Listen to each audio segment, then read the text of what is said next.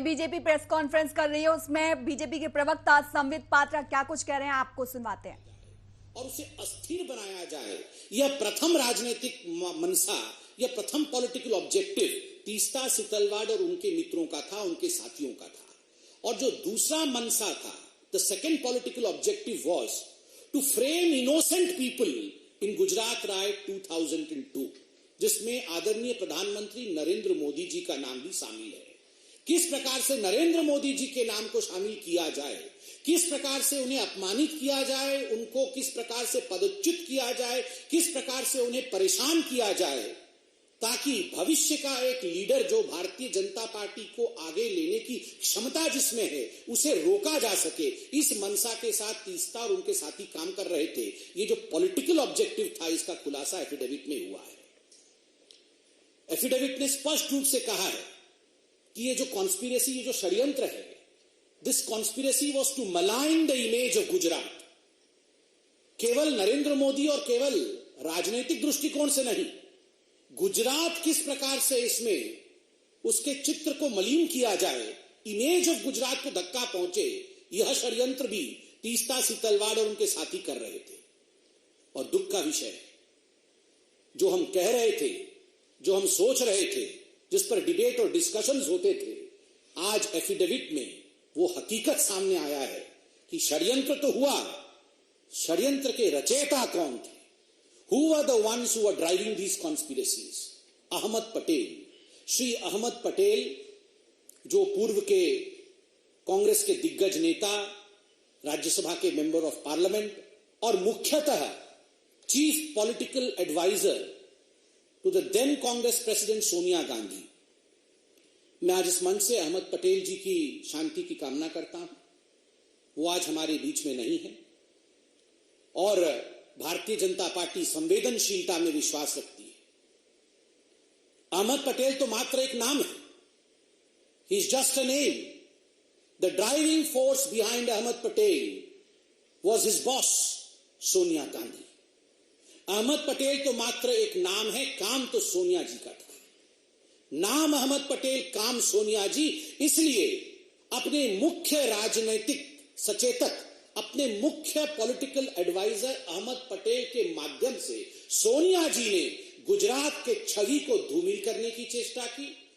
अहमद पटेल जी के माध्यम से सोनिया जी ने नरेंद्र मोदी जी को घेरने की चेष्टा की, उन्हें अपमानित और उन्हें किस प्रकार से निष्कासित किया जाए, इसकी चेष्टा की। और ये पूरे षड्यंत्र की रचयिता सोनिया गांधी है। और आगे बड़े स्पष्ट शब्दों में ये एफिडेविट कहती है, मीडिया से हमने एफिडेविट डाउनलोड किया है क्योंकि मीडिया एफिडेविट चला रही है। And I would like to quote from the affidavit, and I quote, the applicant Setalvad held a meeting with Ahmed Patel and received ₹5 lakh at the first instance, where the money was given to her by one of the witnesses on the instructions of Patel.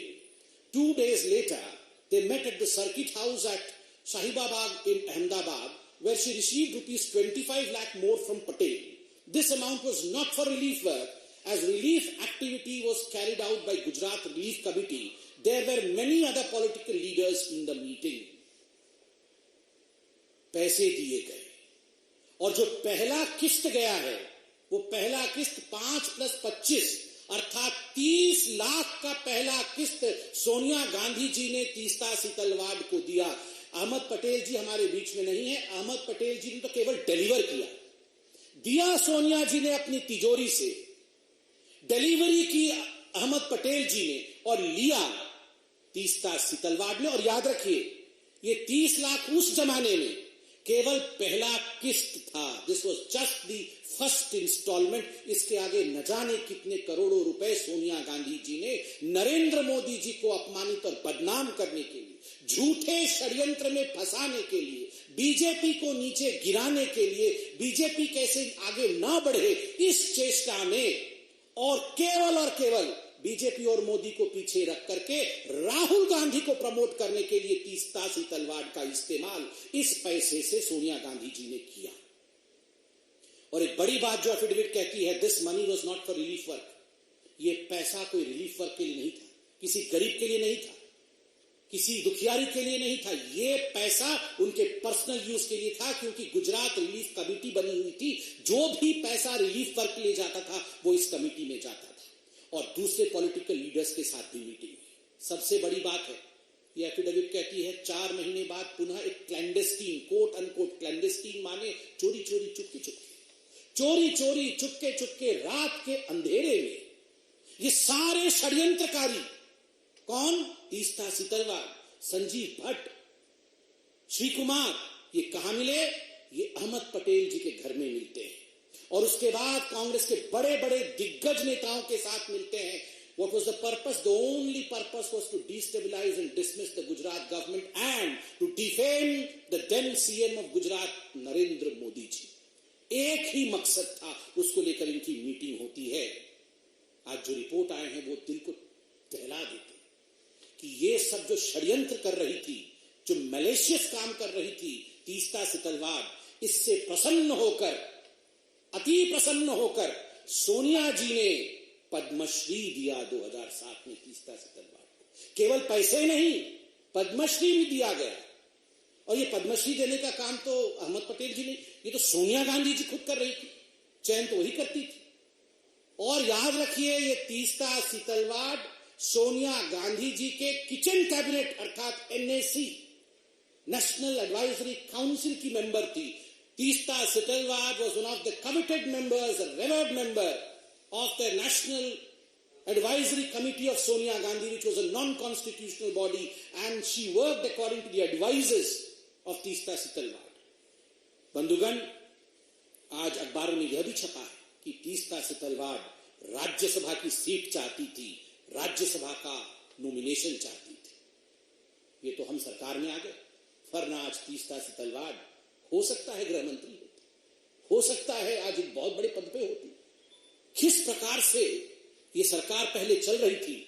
और अंत में ये affidavit कहती है miss appropriation of funds for personal use, personal use के लिए miss appropriate किया fund. और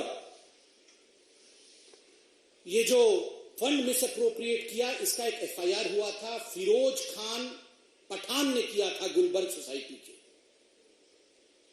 गुलबर्ग सोसाइटी के खुद फिरोज खान पठान ने किया था कि पैसा तो हमारे नाम पे इकट्ठा किया, म्यूजियम बनाएंगे ऐसा कहा, किंतु ये सारे पैसे आपने खर्च किए अपने ऊपर।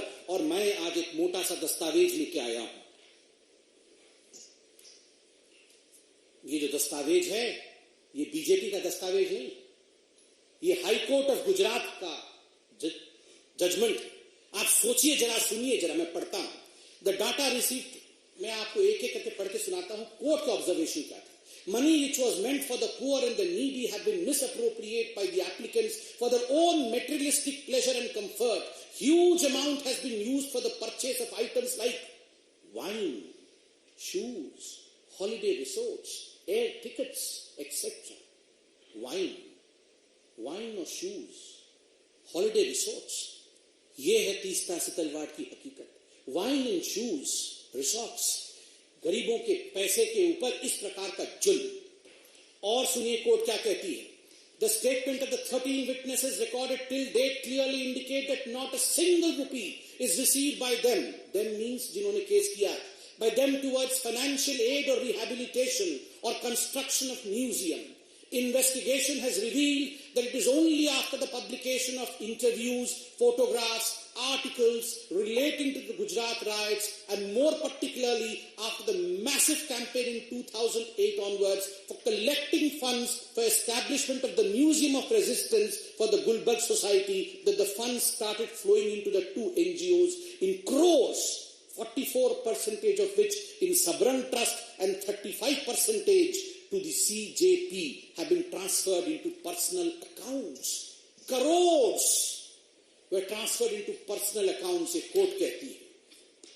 Having gone through the material on record, I have noticed, I means the judge, I have noticed something very shocking and at the same time extremely sad. मैं बहुत दुखी हूं, जज कह रहे हैं। There are serious allegations against the applicants of misuse and misappropriation of huge amount received by them through various donors. The money which should have gone to the poor and the needy appears to have been prima facie misused for their personal pleasure and comfort.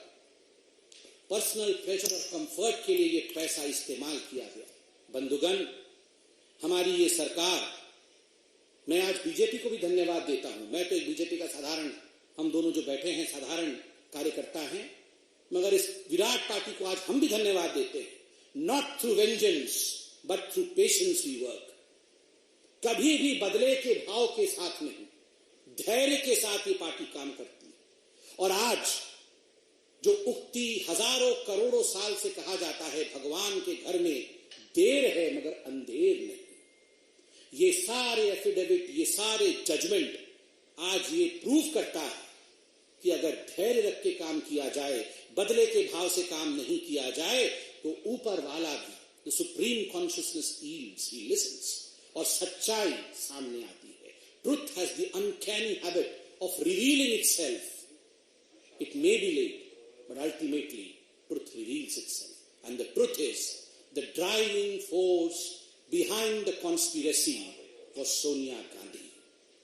सच्चाई है कि जो driving force है, किस प्रकार नरेंद्र मोदी जी को अपमानित किया जाए, बदनाम किया जाए, बीजेपी को छल कपट करके समाप्त किया जाए, गुजरात में सरकार को वहां डिसमिस किया जाए, उसको किस प्रकार से अस्थिर किया जाए, गुजरात दंगे को लेकर राजनीति की जाए, इसके पीछे केवल और केवल एक व्यक्ति थी, और वह है Sonia Gandhi, the president of the Congress party. Today we are wanting answers from none other than Sonia Gandhi. No Jairam Ramesh would suffice in answering this. Jairam Ramesh ji को एक कागज रिलीज कर देंगे, और इनके कागजों की हकीकत तो हम 3 दिन से देख रहे हैं। ये हामिद अंसारी जी के 3-3 लाइन के कागज रिलीज करते हैं, और हर दिन शाम को आप मीडिया वाले जो चतुर्थ स्तंभ हैं, वो आप इनके कागज की धज्जियां उड़ा देते हैं, हकीकत सामने ले आते हैं, फोटो दिखा देते हैं, हकीकत दिखा देते हैं। तो आज भी केवल कागज से काम नहीं चलेगा जयराम रमेश जी। With a clear conscience, we beseech Sonia Gandhi ji to come and hold the press conference and address the nation as to why she was conspiring against Narendra Modi. Thank you so much. Republic TV. Sir, what do you say on this? You just spoke about Jairam Ramesh. He has come out and said he was able to say that all these allegations are mischievous and manufactured. See, as far as Jairam Ramesh is concerned, I have observed that the day he became the media head of, the communication head of Congress party, ये पहले से ही एक ऐसा document बना के रखे हुए होते हैं। ये हर दिन के हिसाब से डॉक्यूमेंट बना के रखे होते हैं कि this is malicious, this is mischievous, we have nothing to do, और केवल उसमें डेट चेंज कर करके रिलीज करते हैं। हमने प्रेस कॉन्फ्रेंस नहीं किया, एफिडेविट अभी जयराम रमेश जी ने पूरा पढ़ा नहीं, और सुबह 6 बजे रिलीज कर दिया कि मिस्चीवियस है। अरे अभी तो प्रेस कॉन्फ्रेंस हुआ है, सारे डॉक्यूमेंट तो हमने अभी दिखाए हैं। जयराम रमेश जी, आपसे नहीं हो पाएगा, सोनिया जी को कहिए। Sonia ji was the driving force. We do not want a Jairam Ramesh to answer with a piece of paper, we want Sonia ji to answer.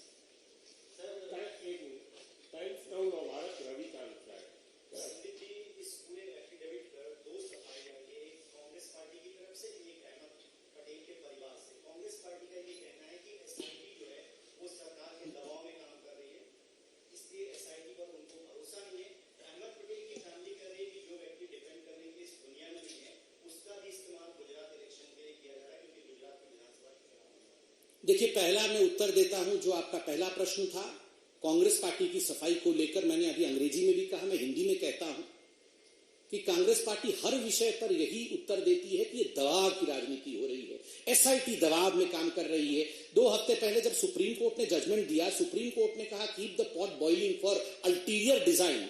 षड्यंत्रकारी पूरे इस षड्यंत्र में शामिल थे, तो क्या ये सुप्रीम कोर्ट दबाव में काम कर रही थी? कांग्रेस क्या कहना चाहती है? ये पूरा देश दबाव में काम करता है? कोई दबाव में काम नहीं करता है। आज सोनिया जी और कांग्रेस पार्टी दबाव में है, क्योंकि आज वो धरे गए हैं, आज वो पकड़े गए हैं, और आज उनको उत्तर देना पड़ेगा। जहां तक अहमद पटेल जी का सवाल है, देखिए, मैंने बहुत संवेदनशीलता के साथ कहा उनकी आत्मा को शांति मिले। ये अटैक अहमद पटेल पे नहीं है, क्योंकि अहमद पटेल तो केवल एक पॉलिटिकल एडवाइजर थे। He was just a pawn who was used in the hands of Sonia Gandhi. वो तो केवल एक माध्यम थे। षड्यंत्रकारी तो सोनिया गांधी है। उत्तर सोनिया जी को देना पड़ेगा। हम अहमद पटेल जी की परिवार का सम्मान करते हुए उनसे कोई उत्तर नहीं मांग रहे हैं। उत्तर सोनिया जी को देना पड़ेगा, जिनके एडवाइजर अहमद पटेल थे। He was just the medium through which Sonia Gandhi acted.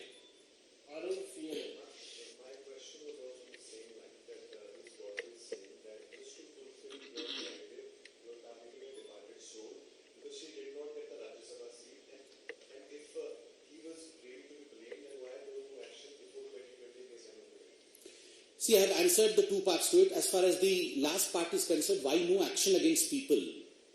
I have categorically stated and I have thanked the Bharatiya Janata Party that this party does not believe in vengeance. This party believes in fact. This party believes in patience. This party believes in a judicial process. This party believes in institutions which have been laid down by our forefathers constitutionally. हम लोगों को विश्वास है एक judicial प्रक्रिया के ऊपर, और इसलिए कुछ भी काम हम बदले की भाव के साथ नहीं करते। और इसीलिए किसी को घर से घसीट के लाना, किसी को गिरफ्तार करना, ऐसी प्रक्रियाओं पे हम विश्वास नहीं करते हैं। हम debate, discussion, investigation, courts, judicial process, इनमें विश्वास करते हैं। धन्यवाद।